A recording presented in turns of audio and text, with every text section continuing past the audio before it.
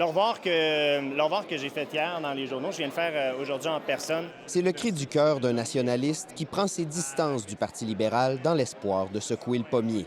Maintenant, les gens qui sont à l'intérieur, il faut qu'ils évitent le piège du confort. Il faut qu'ils prennent les positions les plus inconfortables qui soient pour aller vers le centre, pour aller vers cet électeur-là, à mon sens, francophone, nationaliste, libéral. Et Jérôme Turcotte n'est pas le seul à s'inquiéter. Être nationaliste au PLQ, c'est comme être péquiste dans Dorsey McGee. On se sent un peu seul des fois à prendre la parole puis à se dire « Moi, la défense de la langue française, c'est important.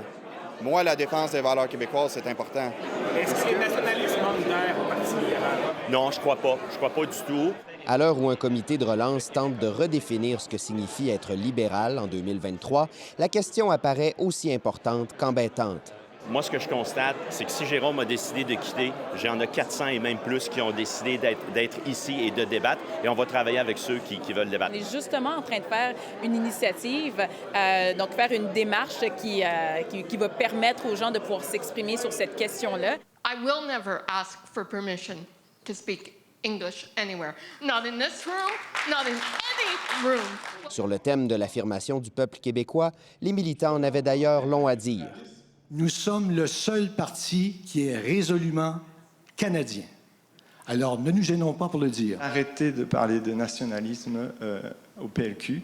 Parlons plutôt de patriotisme. La fierté, à un moment donné, quand il y en a trop, ça se transforme en arrogance et en orgueil. L'autre sujet qui est sur toutes les lèvres, c'est la course à la chefferie. Et même si des candidats potentiels font mine de ne pas trop y penser, certains sont plus pressés que d'autres. Moi, je suis d'avis qu'une course à la chefferie devrait se faire plus tôt que tard, pour justement permettre à le ou la prochaine chef de pouvoir avoir les coups des franches rapidement puis de se faire connaître. Le jour où on va terminer ce travail avec le comité de relance, oui, la course va ramener aussi un débat d'idées. Mais il faut faire les choses une étape à la fois. Il est peu probable que la course à la direction soit déclenchée avant 2024, voire 2025, puisque les règles n'ont pas encore été présentées aux membres du parti. Ici Alexandre Duval, Radio-Canada, Victoriaville. Et on retrouve notre chef de bureau de Québec à Victoriaville. Sébastien, visiblement un parti qui se cherche en quête d'identité. Et rarement on a vu chez les libéraux ce type de débat et de différends en public.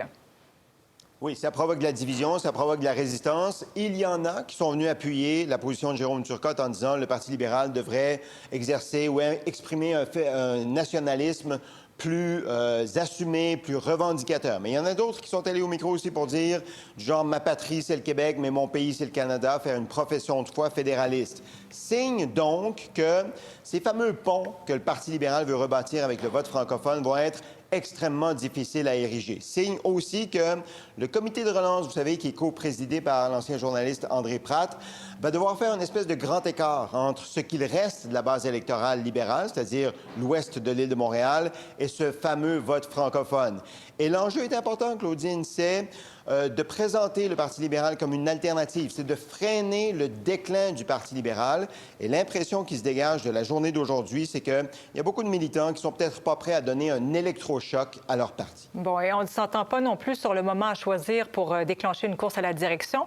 Alors pourquoi les règles se font-elles attendre? Parce qu'il y a deux écoles de pensée sur le moment où on doit déclencher la course à la direction du Parti libéral. Il y a l'école des pressés, puis l'école des pas pressés. Il y a plus de monde dans l'école des pas pressés. Des gens qui disent attendons la limite ou attendons le plus possible pour déclencher cette course à la direction dans l'espoir que quelqu'un de l'extérieur du parti va se manifester. Ça en dit peut-être un peu sur ceux qui ont déjà manifesté de l'intérêt, notamment le chef par intérim Marc Tanguay ou les députés Monsef Déragi, André Fortin ou Frédéric Beauchemin. Des gens du Parti libéral espèrent peut-être que quelqu'un de l'extérieur va venir porter sa candidature et c'est la raison pour laquelle on a l'impression que la course sera probablement retardée le plus longtemps possible, fin 2024, début 2025, pour trouver un nouveau chef du Parti libéral. Merci beaucoup, Sébastien. Bonne soirée. Bonne soirée.